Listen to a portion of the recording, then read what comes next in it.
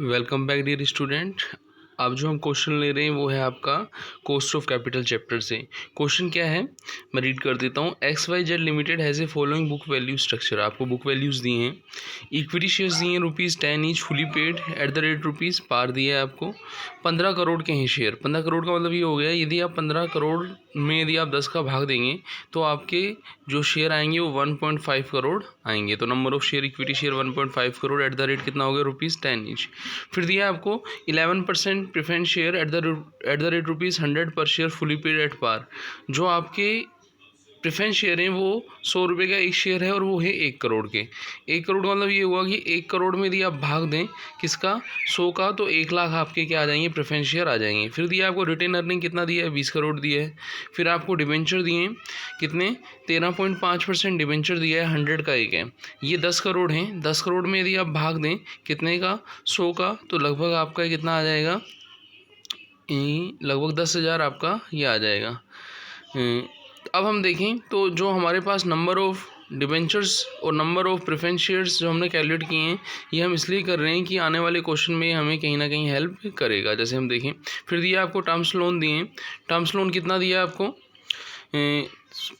12.5 करोड़ आपको दिया है टर्म्स लोन। यहाँ पे दोबारा अब आपको बता देते हैं कि जो यहाँ पे इक्विटी शेयर्स होंगे वो नंबर ऑफ़ इक्विटी शेयर कितने होंगे आपके, आप डिवाइड करेंगे किसमें 15 करोड़ में कितने का 10 का, तो 1.5 करोड़ आपके क्या आ जाएंगे इक्विटी शेयर्स आ जाएंगे।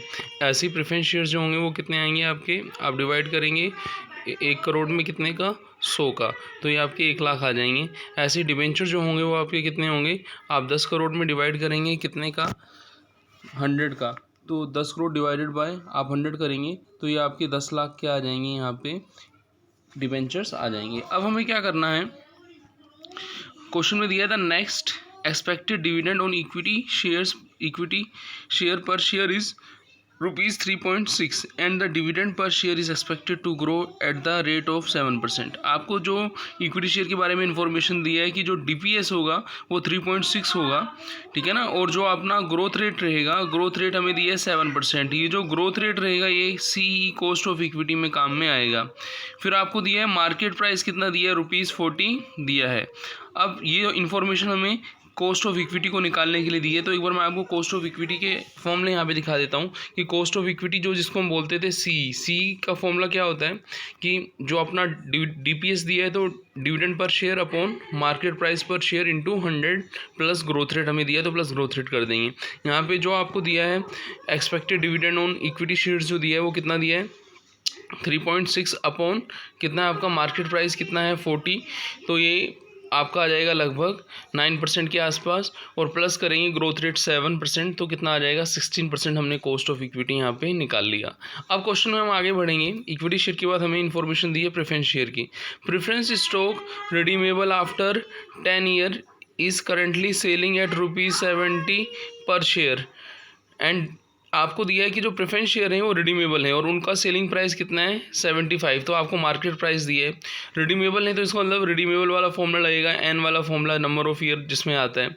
अब हम यहाँ पे क्या करेंगे प्रेफरेंस शेयर की इन्फॉर्मेशन को देखेंगे कि प्रेफरेंस शेयर्स आपको दिए कितने थे। प्रेफरेंस शेयर 100 रुपये के हिसाब से दिया था 11% प्रेफरेंस शेयर। तो प्रेफरेंस शेयर की जब कॉस्ट ऑफ प्रेफरेंस शेयर निकालेंगे तो KP का फॉर्मूला या CP का फॉर्मूला क्या रहेगा, जो आपका फॉर्मूला रहेगा डिविडेंड प्लस आपका क्या था याद हो आपको, जो आपकी वैल्यू थी रिडीमेबल वैल्यू माइनस आपकी मार्केट वैल्यू अपॉन N, और ओवरऑल इसके अपॉन में आपका क्या था redeemable value plus market value upon में 2 इक्वल टू हम कैसे करेंगे, जो डिविडेंड है आपका 11 है, 11 कैसे 11% आपके क्या थे प्रेफरेंस शेयर थे और एक प्रेफरेंस शेयर था कितने का 100 रुपये का था, तो ₹11 यहाँ पे आ गया आपका क्या डिविडेंड आ गया प्रेफरेंस शेयर्स पे ना। प्लस RV रिडीमेबल वैल्यू के बारे में आपको कुछ बताया नहीं, रिडम्पशन के बारे में बताया कि 10 साल बाद होगा, तो यहाँ पे हम जो अपनी वैल्यू है एट पार वो ये रिडीमेबल वैल्यू रख लेंगे माइनस मार्केट वैल्यू आपको दिया है 75 अपॉन N कितना आ गया 10, इसकी डिवाइड करेंगे मार्केट आपका रिडीमेबल वैल्यू प्लस आपका मार्केट वैल्यू अपॉन में 2, तो रिडीमेबल वैल्यू कितनी है आपकी 100 प्लस मार्केट वैल्यू कितना है 75 अपॉन में 2 करेंगे तो 87.5 आ जाएगा, और इसको जब हम कैलकुलेट करेंगे कॉस्ट ऑफ प्रेफरेंस शेयर को तो कितना आ जाएगा आपका 15.42 आपका कॉस्ट ऑफ प्रेफरेंस शेयर आ गया। अब हम क्वेश्चन को आगे बढ़ाते हैं। इसके बाद हमें क्या दिया है debenture redeemable after 6 year are selling at a ₹80 per debenture. तो डिबेंचर का जो रिडम्पशन होगा वो 6 ईयर होगा, तो एन दिया है 6 ईयर, और जो आपको वैल्यू दी है वो कितनी दी है, मार्केट वैल्यू ₹80 दी है। तो जब हम डिबेंचर का देखें तो डिबेंचर के बारे में इन्फॉर्मेशन दी थी कि 13.5% डिबेंचर है। कितने का है डिबेंचर, ₹100 का है। तो हम यहाँ पे डिबेंचर का जो फॉर्मूला लगाएंगे, केडी का फॉर्मूला क्या रहेगा, cost of debenture is equal to क्या रहेगा आपका I1 - T। आई कैसे, आपका जो डिबेंचर की फेस वैल्यू है ₹100, उसका 13.5% निकालेंगे तो 13.5 क्या आ जाएगा आपका, आई यहाँ पे हमने रख दिया। 1 - T टैक्स रेट क्वेश्चन में लास्ट में देगा, 40% माननी है तो 40% मतलब है 0.4 यहाँ पे आ जाएगा, प्लस आपका वही R V minus M V upon N. R V आपका वही रिडीमेबल वैल्यू हम कितनी मानेंगे यहाँ पे क्वेश्चन में, जो आपकी पार वैल्यू, और पार वैल्यू थी कितनी, देखो डिबेंचर्स की पार वैल्यू हमें दी थी, डिबेंचर के ब्रैकेट में लिखा था ना, डिबेंचर 100 का माना है, और मार्केट वैल्यू हमें यहाँ दी है debenture redeemable after 6 year, and selling price कितना है डिबेंचर का 80 है। तो जो 100 और 80 है, यहाँ पे हम 100 में से 80 को लेस कर देंगे, और अपना क्या आ जाएगा, कॉस्ट ऑफ डिबेंचर जब हम निकालेंगे तो redeemable value 100 minus M V कितना है आपका 80, तो 20 आ जाएगा ना, अपॉन क्या करेंगे 100 प्लस आपका रिडीमेबल वैल्यू प्लस आपका मार्केट वैल्यू कितना है 80, 180 डिवाइडेड बाई 2 करेंगे तो कितना आ जाएगा आपका 90 आ जाएगा। अब हम इसको सोल्व करेंगे तो अपना कॉस्ट ऑफ डिबेंचर आ जाएगा 12.7%। तो कॉस्ट ऑफ डिबेंचर भी हमने यहाँ पे समझा। एक बार दोबारा कॉस्ट ऑफ डिबेंचर को समझ लेते हैं कि कॉस्ट ऑफ डिबेंचर के बारे में हमें ये कहा था कि जो डिबेंचर्स हैं वो कितने परसेंट हैं, 13.5% है, और एक डिबेंचर ₹100 का है, तो इसको मतलब डिविडेंड जो इंटरेस्ट रहता है डिबेंचर पर वो 13.5% निकलेगा, 100 का तो ₹13.5 आ जाएगा। डिबेंचर के बारे में नीचे इन्फॉर्मेशन दी है, debenture redeemable after 6 year are selling at 80 per debenture. तो एन दिया है 6 ईयर, और हम डिबेंचर की मार्केट वैल्यू ₹80 रख रहे हैं, तो यहाँ पे कॉस्ट ऑफ डिबेंचर जब हम निकालेंगे तो फॉर्मूला क्या रहेगा अपना, जो आई था अपना 100 का कितना 13.5%, 13.5 1 - T कितना आ जाएगा आपका 40%, 0.40 plus R V redeemable value 100 minus market value 80, तो कितना आ जाएगा 20 अपॉन एन, कितने ईयर बार रिडम्पशन था 6 ईयर बार, divided by R V 100 plus market value कितना था 80, 180 डिवाइडेड बाय 2 करेंगे तो 90 आ जाएगा, और इसको सोल्व करेंगे तो कितना आ जाएगा 12.7 आ जाएगा, जो अपना कॉस्ट ऑफ डिबेंचर आ गया। अब लास्ट जो हमें क्वेश्चन में निकालना है, एक तो रिटेन अर्निंग का निकालना है और एक किसका निकालना है, रिटेन अर्निंग बचा है ना। रिटेन अर्निंग जो है cost of retained earning CR या KR बोलते हैं। जब क्वेश्चन में आपको कॉस्ट ऑफ इक्विटी देता है तो रिटेन अर्निंग और इक्विटी तब तक बराबर होते हैं जब अदर इन्फॉर्मेशन नहीं देता। अदर इन्फॉर्मेशन जैसे ब्रोकरेज है आपका इंडिविजुअल टैक्स रेट है, पर्सनल टैक्स रेट भी बोलते हैं शेयर होल्डर की, ठीक है ना, तो वो चीज़ें नहीं देता, कैपिटल गेन टैक्स रेट नहीं देता। तो इस क्वेश्चन में भी ये तीनों चीज़ें नहीं दी है, ना तो ब्रोकरेज दिया है कहीं, और ना ही हमें इंडिविजुअल या पर्सनल टैक्स रेट दी है, और ना ही हमें कैपिटल गेन टैक्स रेट दी है। तो इसका मतलब ये हुआ कि रिटेन अर्निंग का जो परसेंटेज रहेगा वो कॉस्ट ऑफ रिटेन अर्निंग वो कॉस्ट ऑफ इक्विटी के बराबर होगा। तो हमने यहाँ पे रिटेन अर्निंग के सामने देखो क्या लिखा है, cost of retained earning KR equal to KE, जो कितना था 16% हमने कॉस्ट ऑफ इक्विटी निकाला था। अब हम बात करेंगे कॉस्ट ऑफ बॉन्ड्स की। बॉन्ड्स की यदि हम बात करें तो टर्म्स लोन हमें दिया है यहाँ पे 15% टर्म्स लोन दिया है, कितने का 12.5 का। तो यहाँ पे जो आपको रेट दिया है 15%, 12 आपका 15% जो टर्म्स लोन दिया है वो आपकी बिफोर टैक्स है। तो हम इसे आफ्टर टैक्स कैसे करेंगे, कॉस्ट ऑफ डिबेंचर जो होता है जिसको हम बिफोर टैक्स बोलते हैं उसको 1 - टैक्स रेट से इंटू कर देते हैं। तो 15% ब्रैकेट में 1 - टैक्स रेट कितना 0.40, तो कितना आ गया 9%। अब क्वेश्चन ये बनता है कि सर आपने डायरेक्ट फॉर्मूला यहाँ पे क्यों लगाया। ये डायरेक्ट फॉर्मूला तब लगता है जब क्वेश्चन में हमें कॉस्ट ऑफ डिबेंचर निकालने के लिए आपको चाहिए इंटरेस्ट प्लस आपका रिडीमेबल वैल्यू माइनस आपका मार्केट वैल्यू, तो हमें तीनों की इन्फॉर्मेशन में से एक की इन्फॉर्मेशन दे रखी है, तो पॉसिबल नहीं है कि हम डिटेल फॉर्मूला लगाएं। तो इसलिए हमने डायरेक्ट फॉर्मूले से क्या लिख दिया, कॉस्ट ऑफ टर्म्स लोन हमने निकाल लिया आफ्टर टैक्स। कैसे, cost of term loan before tax 15% है, 1 - टैक्स रेट 40% था, तो 9% यहाँ पे आ गया। अब जो हमने क्वेश्चन से पढ़ा था तो क्वेश्चन के लास्ट में लिखा हुआ था note rate is to be suppose as a 40%, की टैक्स रेट हमें कितनी माननी है 40% माननी है। अब क्वेश्चन का सोल्यूशन हमें दो तरीके से करना है, पहला था हमें बुक वैल्यू और दूसरा क्या मार्केट वैल्यू के बेस पे करना है।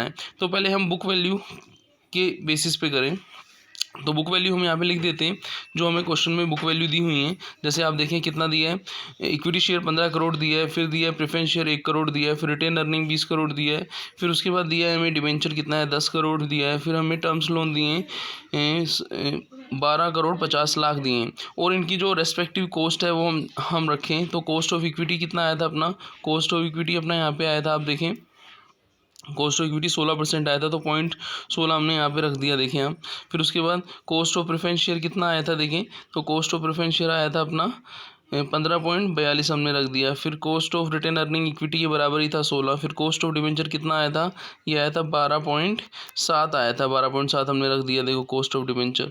फिर कॉस्ट ऑफ लोन कितना आया था, 9% आया था, तो हमने यहाँ पे 9% भी रख दिया। तो ये जो अपना बुक वैल्यू और ये जो बुक वैल्यू के एक कॉलम छोड़ने के बाद जो आफ्टर टैक्स कॉस्ट है हमने यहाँ पे लिख दी। अब हमें करना क्या होता है, जो आफ्टर टैक्स होती है उसको बुक वैल्यू वेट से इंटू करके हमें वेटेड कॉस्ट निकालनी होती है। तो बुक वैल्यू वेट कैसे निकालते हैं, हम बुक वैल्यू का टोटल करेंगे, जैसे 15 करोड़, 1 करोड़, 16 करोड़ प्लस 20 करोड़, 36 करोड़ प्लस 10 करोड़, 46 करोड़ और प्लस 12.5 करोड़, तो कितना आ गया 58 करोड़ 50 लाख जो आया है उसका हम डिवाइड करेंगे 58 करोड़ 50 लाख का सब में 15 लाख में डिवाइड करेंगे तो 0.256 आ जाएगा।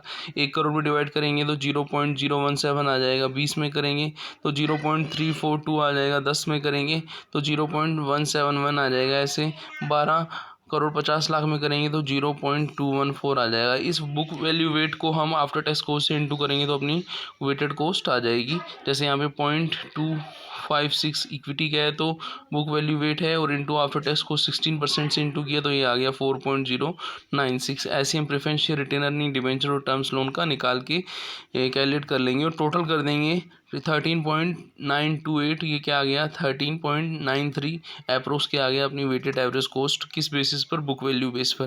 क्वेश्चन में सेकंड हमें पूछा है कि मार्केट वैल्यू पर भी निकालने, तो मार्केट वैल्यू को हम कैसे निकालेंगे।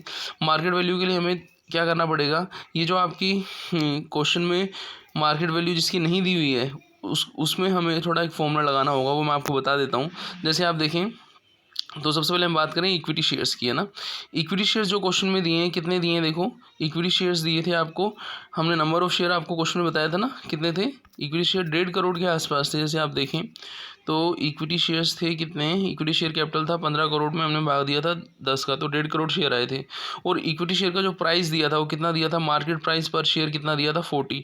तो इस 1.5 करोड़ को दिया 40 से इंटू करेंगे तो लगभग अपना 60 करोड़ रुपए क्या आ जाएगा, अपना बोलो क्या आ जाएगा, टोटल मार्केट वैल्यू आ जाएगी। तो हम जब मार्केट वैल्यू निकालेंगे तो हमने यहाँ पे वर्किंग नोट लिखा था, total market value of equity share is 60 crore. कैसे, 1.5 करोड़ शेयर से और एक शेयर की मार्केट वैल्यू कितनी है 40 रुपये, तो 60 करोड़ आ गया। अब इस 60 करोड़ को हम किस रेशियो में, जो अपना इक्विटी और रिटेन अर्निंग का जो रेशियो था, अमाउंट का जो रेशियो था, कौन सा अमाउंट, जो बुक वैल्यू था, जैसे इक्विटी शेयर 15 करोड़ था और रिटेन अर्निंग कितना था 20 करोड़ था, तो इनका हम रेशियो लेंगे और उस रेशियो में हम क्या करेंगे, कर देंगे, इनको डिवाइड कर देंगे। तो 15 करोड़ का 15 और 20 करोड़ का 20, 15 और 20 के रेशियो में हम क्या करेंगे, इसको डिवाइड कर देंगे। तो जो अपना इक्विटी शेयर है वो कितना आ जाएगा, मार्केट वैल्यू 25 करोड़ 71 लाख, और जो अपना रिटेन अर्निंग है वो कितना आ जाएगा 34 करोड़ 29 लाख आ जाएगा। और जो अपने प्रेफरेंस शेयर्स और जो डिबेंचर्स और जो टर्म्स लोन है, अब हम उन्हें समझते हैं। जैसे हम बात करें सबसे पहले प्रेफरेंस शेयर, तो प्रेफरेंस शेयर की हमें वैल्यू कितनी दी गई थी, देखो प्रेफरेंस शेयर की हमें वैल्यू दी थी क्वेश्चन में, मार्केट वैल्यू हम एडिशन इन्फॉर्मेशन में देखें तो प्रेफरेंस शेयर की वैल्यू दी थी 75। और प्रेफरेंस शेयर थे कितने, प्रेफरेंस शेयर हमने कहा था कि यदि हम 1 करोड़ में डिवाइड करें किसका, बोलो 100 का, तो 1 लाख शेयर आ गए, तो 1 लाख को हम गुना करेंगे कितने से, the preference stock redeemable after currently selling price 75, तो 1 करोड़ को 75 से इंटू करेंगे तो क्या आ जाएगा 75 लाख क्या आ जाएगा, मार्केट वैल्यू आ जाएगी प्रेफरेंस शेयर्स की, जो हमने यहाँ पे 75 लाख लिख दी है। ऐसे ही हम बात करेंगे किसकी, डिबेंचर्स की और टर्म्स लोन की, क्योंकि हमने इक्विटी रिटर्न अर्निंग तो पढ़ लिया और प्रेफरेंस शेयर अभी पढ़ लिया, तो डिबेंचर और टर्म्स लोन में चलते हैं। डिबेंचर और टर्म्स लोन में यदि आप आते हैं तो हमें क्वेश्चन में इन्फॉर्मेशन दी थी कि जो आपके डिबेंचर हैं उनकी मार्केट वैल्यू क्या होगी, debenture redeemable after 6 year selling price कितना है 80 है डिबेंचर का। अब हम 80 से इंटू कर देंगे, जो नंबर ऑफ डिबेंचर हैं उनसे हम क्या कर देंगे, इंटू कर देंगे, तो अपने पास क्या आ जाएगा, डिबेंचर की वैल्यू आ जाएगी। हम 80 को इंटू करेंगे किससे, नंबर ऑफ डिबेंचर से, नंबर ऑफ डिबेंचर अपने पास कितने थे 10 लाख, 10 लाख को हमने 80 से इंटू किया तो कितना आ गया आपका 8 करोड़ आ गया। अब हम बात करेंगे टर्म्स लोन की। टर्म्स लोन का भी जो अमाउंट हमें दिया था उसका हम लगभग 80% कर सकते हैं, क्योंकि जो हमें क्वेश्चन में टर्म्स लोन की इन्फॉर्मेशन दी है, खाली डिबेंचर का ही बोला है, टर्म्स लोन का नहीं बोला है। यदि बोलता है कि डिबेंचर एंड टर्म्स लोन जो आपकी सेलिंग प्राइस है 80 है तो हम करते हैं। अब हम क्या करेंगे, यहाँ पे टर्म्स लोन की जो वैल्यू है 12.5 करोड़, 12.5 करोड़ हम एज इट इज़ यहाँ पे ले लेंगे इस क्वेश्चन के अंदर, क्योंकि हमें टर्म्स लोन के बारे में नहीं कहा है, तो 12.5 करोड़ हमने ले लिया। अब जो अपनी मार्केट वैल्यू जो आएगी उसका टोटल कितना आएगा 81 करोड़ 25 लाख। इस 81 करोड़ 25 लाख से हम बुक वेट बुक वेट निकाल लेंगे, वो मार्केट वैल्यू वेट निकाल लेंगे। कैसे? जैसे इक्विटी शेयर 25 करोड़ 31 लाख आया तो इसमें भाग करेंगे कितने का, 81 करोड़ 25 लाख का, तो 0.316 आ गया। ऐसे ही प्रेफरेंस शेयर में 75 में भाग करेंगे 81 25 का, तो 0.009 आ गया। ऐसे ही हम रिटेन अर्निंग में करेंगे 34,29,000 में 81,25,000 का, तो 0.422। ऐसे डिबेंचर में 8 करोड़ में 81 लाख का 0.098 आ गया। ऐसे टर्म्स लोन में 12.5 करोड़ में हम भाग करेंगे 81 करोड़ 25 लाख का, तो कितना आ जाएगा 0.154। ये ध्यान रखिएगा, जो बुक वैल्यू का और जो मार्केट वैल्यू का जो टोटल आएगा वो 1 आना चाहिए। यदि 1 नहीं आ रहा है तो आपको कहीं ना कहीं ऊपर राउंडेड ऑफ करके उसको 1 लाना होगा। अब मार्केट वैल्यू जो के वेट जो आए हैं उसको आफ्टर टैक्स कॉस्ट जो हमने पहले निकाल रखी है एज इट इज़, जो हमने पुरानी टेबल से ली थी, आपको याद हो, वही हम यहाँ पे रख लेंगे। यहाँ पे इसमें कोई चेंज नहीं आएगा। 16 15 42 16 और 12.7 और 9, तो यहाँ पे हमने एज इट इज़ 16 15.42 16 12.7 और 9 हमने यहाँ पे रख दिया। और इसको मार्केट वैल्यू वेट्स को आफ्टर टैक्स कॉस्ट से हमने इंटू करके क्या निकाल लिया, टोटल कॉस्ट। जैसे हम देखें तो इक्विटी शेयर का मार्केट वैल्यू वेट था 0.316 इंटू 16% किया तो 5.056। ऐसे प्रेफरेंस शेयर और रिटेन अर्निंग और डिबेंचर और टर्म्स लोन का निकाल के टोटल कर लेंगे 14.578, तो अप्रोक्स क्या आ जाएगा 14.58। तो इस क्वेश्चन के अंदर हमने समझा है कि कैसे बुक वैल्यू और मार्केट वैल्यू पर हम आफ्टर टैक्स कॉस्ट कैलकुलेट करते हैं।